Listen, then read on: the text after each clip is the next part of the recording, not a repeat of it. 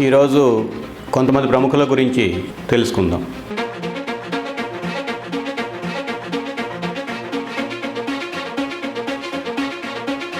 రెండు 2002 నుంచి 2014 వరకు 2018 వరకు బీజేపీ ప్రభుత్వాన్ని కాపాడటం కోసం వీళ్ళందరూ వివిధ హోదాల్లో వివిధ స్థానాల్లో ఉండి కీలకమైనటువంటి వ్యూహాత్మక భాగస్వామ్యాన్ని అందించారు. కాబట్టే వాళ్ళకి 2014 నుంచి 2021 వరకు అత్యున్నతమైనటువంటి నియామకాలు దక్కాయా అనేది ఇప్పుడు దేశం ముందున్నటువంటి ప్రశ్న.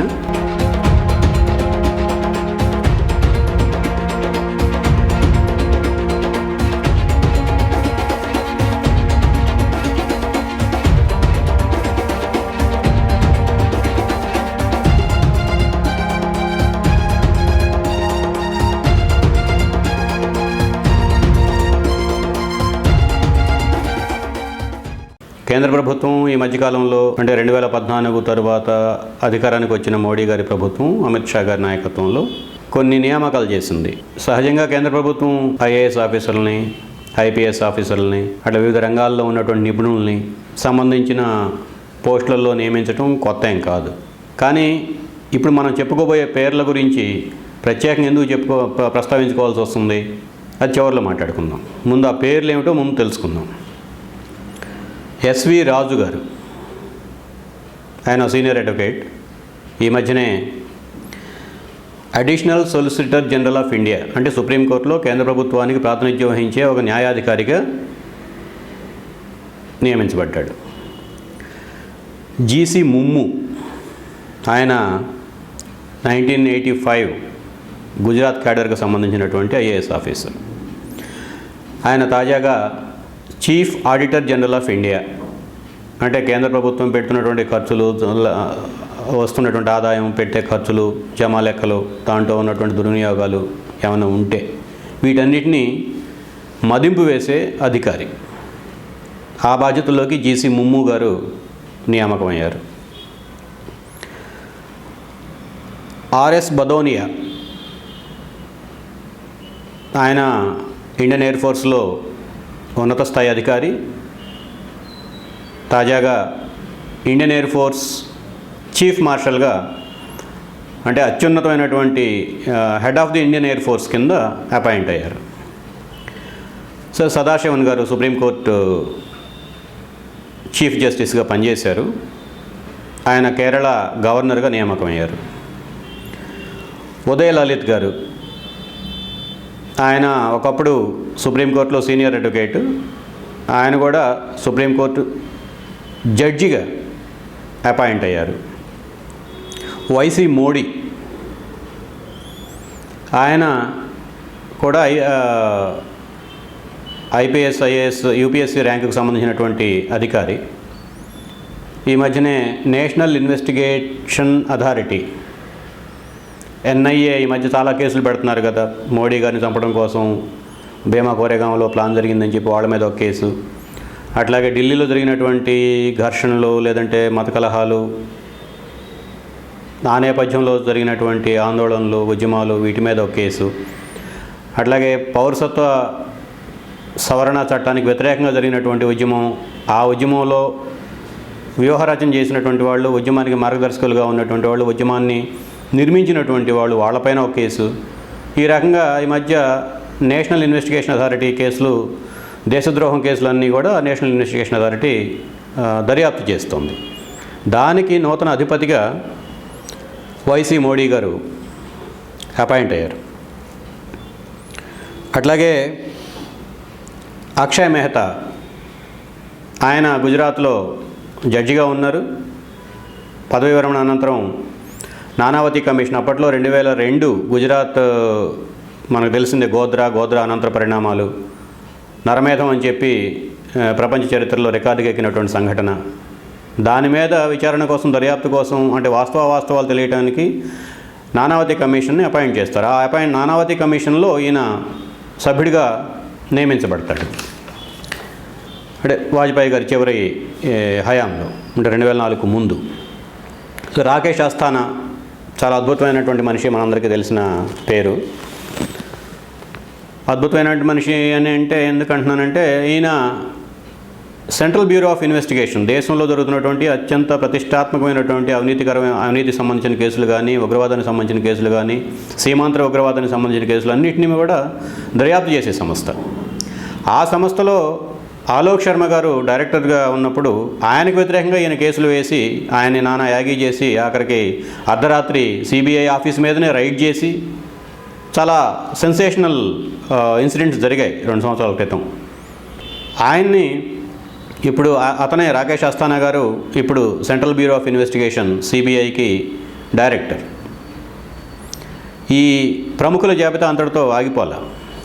తుషార్ మెహతా గారు ఒకప్పుడు గుజరాత్ ప్రభుత్వానికి న్యాయ సలహాదారు. ఆయన ఇప్పుడు additional advocate general of India, అంటే ఇందాక చెప్పినట్టు ఎస్వి రాజు గారి లాగా సుప్రీంకోర్టులో కేంద్ర ప్రభుత్వానికి ప్రాతినిధ్యం వహించే న్యాయాధికారి. ఆయన సుప్రీంకోర్టు నుంచి పర్మిషన్ తీసుకొని జే షా, అంటే అమిత్ షా గారు ఉన్నారు కదా, అమిత్ షా గారి కొడుకు జే షాకి సంబంధించి కేసుల్లో కూడా ఆయన వాదిస్తూ ఉంటారు. ఆయన ఇప్పుడు అడిషనల్ అడ్వకేట్ జనరల్ ఆఫ్ ఇండియాగా నియామకం అయ్యారు. ఆర్కే రాఘవన్ గోద్రా అనంతరం జరిగినటువంటి ఘర్షణలు, ఆ నరమేధం, వీటికి సంబంధించి special investigation team SIT SIT దానికి నాయకత్వం వహించారు. ఆయన ఇప్పుడు సైప్రస్, అంటే యూరోపియన్ దేశాల్లో ఒక మారుమూల చిన్న సముద్ర తీర ప్రాంతమైనటువంటి సైప్రస్ దేశానికి రాయబారిగా, భారతదేశపు రాయబారిగా నియామకం అయ్యారు.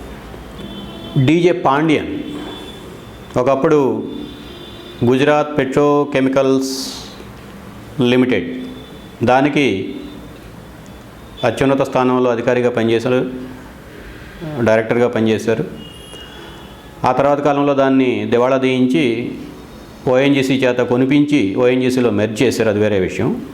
ఇప్పుడు ఆ పాండ్యన్ గారు Asian infrastructure and investment bank దానికి ఉపాధ్యక్షుడిగా నియామకం అయ్యారు.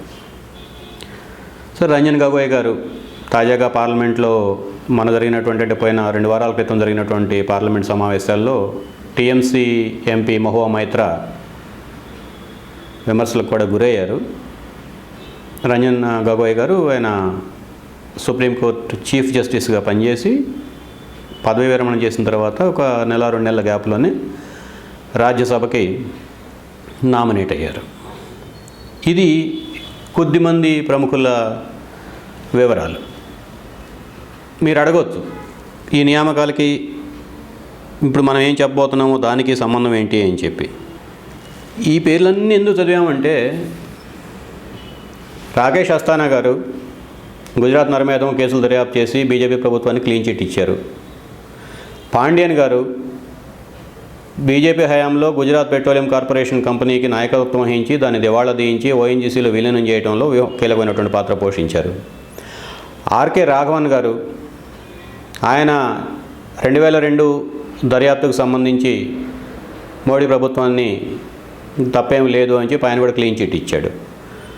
అట్లాగే లలిత్, ఇందా చెప్పినటువంటి ఉదయ్ లలిత్, ఆయన ఈ 2002 నరమేధానికి సంబంధించి కీలకమైనటువంటి కేసులన్నింటిలోనూ అమిత్ షా గారికి, అట్లాగే మోడీ గారికి, ఇంకా ఆ సంబంధించినటువంటి బృందానికి, అంతకంటే గౌరవంగా పిలవలేము, బృందానికి న్యాయవాదిగా, న్యాయ సలహాదారుగా ఉన్నారు. చాలా కీలకమైనటువంటి ఇన్వెస్టిగేషన్కి సంబంధించి చాలా కీలకమైనటువంటి సమాచారాన్ని పత్రికల ద్వారా చేరాల్సిన చోటికి లీక్ చేసినటువంటి వాళ్ళలో ఆయన కూడా ఒకడు. జడ్జి, గుజరాత్ హైకోర్టు జడ్జిగా పనిచేసి రిటైర్ అయినటువంటి అక్షయ్ మెహతా, ఆయన నానావతి కమిషన్లో సభ్యుడిగా చేరిన తర్వాత ఆ నానావతి కమిషన్ 2 పరిణామాలు జోక్యం చోటు చేసుకుంటాయి. జస్టిస్ నానావతి గారి కొడుకు ఈ నరమేధానికి సంబంధించినటువంటి కేసుల్లో బీజేపీలో టాప్ బ్రాస్ అంటాం కదా, అత్యున్నత స్థాయి, శిఖరాగ్ర స్థాయిలో ఉన్నటువంటి నాయకత్వం, వాళ్ళకి లాయర్. వాళ్ళ నానావతి ఈ 2002 నరమేధానికి సంబంధించినటువంటి కుట్ర కేసుని పరిశోధించే బృందానికి నాయకుడు. ఆ నానావతి కమిషన్లో ఉన్నటువంటి అక్షయ్ మెహతా సభ్యుడు. వీళ్ళు ముగ్గురు నానావతి కమిషన్తో ఏదో ఒక రూపంలోనూ నానావతి కమిషన్ తోటి అట్లాగే 2002 నరమేధంతో ముడిపడి ఉన్నటువంటి సంబంధాలు ఇవన్నీ ఇందాక చెప్పినటువంటి లిస్ట్ అంతా కూడా. సదాశివన్ గారు ఫేక్ ఎన్కౌంటర్స్ కేసులో అమిత్ షా గారికి అట్లాగే కొంతమంది ఐపీఎస్ ఆఫీసర్లు వాంజరా ఇటువంటి ఐపీఎస్ ఆఫీసర్లకి మాయా కొడ్నాని వాళ్ళకి సంబంధించినటువంటి కేసుల్లో ఎఫ్ఐఆర్ చెల్లదు అని చెప్పి కొట్టేశాడు. సుప్రీంకోర్టు జస్టిస్గా ఉండి ఆ తర్వాత చీఫ్ జస్టిస్ అయ్యాడు. తర్వాత ఇప్పుడు కేరళ గవర్నర్గా అయ్యాడు. సో ఇందాక చెప్పుకున్నట్టే ఎస్వి రాజు గారు, ఆయన కూడా అమిత్ షా గారికి గుజరాత్ నరమేధానికి సంబంధించినటువంటి కేసుల్లో లాయర్గా ఉన్నాడు. బదౌనియా ఇందాక చెప్పాం. అంటే బదౌనియా గురించి ఏమిటంటే ప్రత్యేకమైనటువంటి సందర్భం, రంజన్ గగోయ్ గారు సుప్రీంకోర్టు చీఫ్ జస్టిస్గా ఉండి రాఫెల్ కేసు, ప్రశాంత్ భూషణ్, అరుణ్ శౌరి, యశ్వంత్ సిన్హా వీళ్ళు రాఫెల్ వివాదం, రాఫెల్ కొనుగోలు, యుద్ధ విమానాల కొనుగోలులో వేల కోట్ల రూపాయల అవకతవకలు జరిగాయి, ప్రభుత్వం యొక్క ధనం దుర్వినియోగం అయింది అని చెప్పి ఆరోపిస్తూ సుప్రీంకోర్టులో స్పెషల్ లీవ్ పిటిషన్ వేస్తే ఆ స్పెషల్ లీవ్ పిటిషన్ చెల్లదు, అంటే దాంట్లో పసలేదు అని చెప్పి కొట్టేస్తారు రంజన్ గగోయ్ గారు. ఆయన ఎవరి సాక్ష్యాన్ని ఆధారం చేసుకున్నాడు? ఈ బదౌనియా. ఇవాళ ఎవరైతే IAF Indian Air Force chief మార్షల్గా అపాయింట్ అయ్యారో ఆయన సాక్ష్యాన్ని, ఆయన వాంగ్మూలాన్ని సాక్ష్యంగా తీసుకొని ఈ కేసు కొట్టేస్తాడు. ఇవి రెండు పరిణామాలు. అంటే 2002 నుంచి 2014, 2018 వరకు జరిగినటువంటి వరుసన రాజకీయ వివాదాలు, శాంతి భద్రతలకు సంబంధించినటువంటి వివాదాలు, అందులో కీలక స్థానాల్లో, ఒక నిర్ణయాత్మక స్థానాల్లో భాగస్వాములైనటువంటి వ్యక్తుల పేర్లు ఇవి. 2014 తరువాత వీళ్ళు ఏ ఏ ప్రభుత్వ హోదాల్లో ఉన్నారో ఇందాక మనం చెప్పుకున్నాం. ఆ 2002 నుంచి 2014 వరకు, 2018 వరకు బీజేపీ ప్రభుత్వాన్ని కాపాడటం కోసం వీళ్ళందరూ వివిధ హోదాల్లో, వివిధ స్థానాల్లో ఉండి కీలకమైనటువంటి వ్యూహాత్మక భాగస్వామ్యాన్ని అందించారు. కాబట్టే వాళ్ళకి 2014 నుంచి 2021 వరకు అత్యున్నతమైనటువంటి నియామకాలు దక్కాయా అనేది ఇప్పుడు దేశం ముందు ఉన్నటువంటి ప్రశ్న. దానికి ఏమై ఉండొచ్చు సమాధానం? అవుననుకుంటున్నారా, కాదనుకుంటున్నారా? మీరే ఆలోచించండి. నేను నిర్ధారించి కంక్లూజన్ చేయడం కాదు. జరిగిన పరిణామాలు ఇవి. ఆ పరిణామాల్లో భాగస్వాములైనటువంటి వ్యక్తులు వీళ్ళు. ఆ వ్యక్తులు 2014 తర్వాత వివిధ సామాజిక, ఆర్థిక, రాజకీయ హోదాల్లో పైకెదుగుతూ, ప్రభుత్వ పరిపాలన యంత్రాంగం పరంగా కూడా పైకెదుగుతూ వచ్చినటువంటి స్థానాలు ఇవి. మరి దానికి దీనికి ఇచ్చిపుచ్చుకునే సంబంధం క్విట్ ప్రో కో అంటాం కదా. అంటే నువ్వు చేసే తప్పు నేను చూడొద్దు, నేను చేసే తప్పు నువ్వు చూడొద్దు అని చెప్పి, లేదంటే నువ్వు చేసే తప్పుకు నేను సహకరిస్తాను, నేను చేసే తప్పుకు నువ్వు సహకరిస్తాను అనేది ఒక సూత్రం. అది మరి ఆ సూత్రం ప్రకారం వచ్చినటువంటి నియామకాల ఇవి, లేదు అర్హత ప్రకారమే వచ్చినటువంటి నియామకాల అన్నది మీరే ఆలోచించుకోవాలి. చివరిగా ఒక మాట, ఇందులో చెప్పినటువంటి పేర్లన్నీ అదేదో అక్కస్ కోసమో లేదంటే ఆవేదన కోసమో చెప్తున్నటువంటి పేర్లు కావు. ఈ పేర్లు 2002 తర్వాత జరిగినటువంటి గుజరాత్ నరమేధం, దాంట్లో వీళ్ళ భాగస్వామ్యం లేదంటే పాత్ర ప్రత్యక్షంగా కానీ పరోక్షంగా కానీ దాన్ని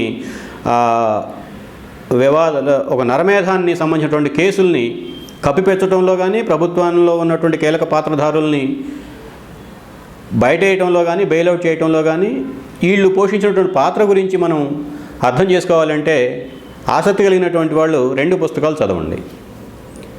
ఒకటి గుజరాత్ ఫైల్స్, రెండవది నా పేరు తీస్తా, నేను ఒక నదిని. ఈ 2 పుస్తకాలు చదివితే ఇప్పుడు నేను చెప్పినటువంటి ప్రతి పేరుకి సంబంధించినటువంటి పూర్తి వివరాలు, వాళ్ళ జోక్యానికి సంబంధించి, వాళ్ళ పాత్రకు సంబంధించి, భాగస్వామ్యానికి సంబంధించి, వాళ్ళు ఈ మొత్తం దర్యాప్తు విషయంలో ఏ రకమైనటువంటి పాత్ర పోషించారు అనే దానికి సంబంధించి పూర్తి వివరాలు మీకు తెలుస్తాయి. అది చదివిన తర్వాతనైనా మీరు ఒక అభిప్రాయానికి రావచ్చు, చదవకుండానైనా మీరు ఒక అభిప్రాయానికి రావచ్చు. ఈ రాజకీయ పరిణామాల నియామకాలకి మోడీ, అమిత్ షా గారు, వాళ్ళ బృందం అనేక కీలకమైనటువంటి సెన్సేషనల్ కేసుల్లో నిర్దోషులుగా బయటికి రావడానికి ఏమైనా సంబంధం ఉందా లేదా అన్నది ప్రశ్న.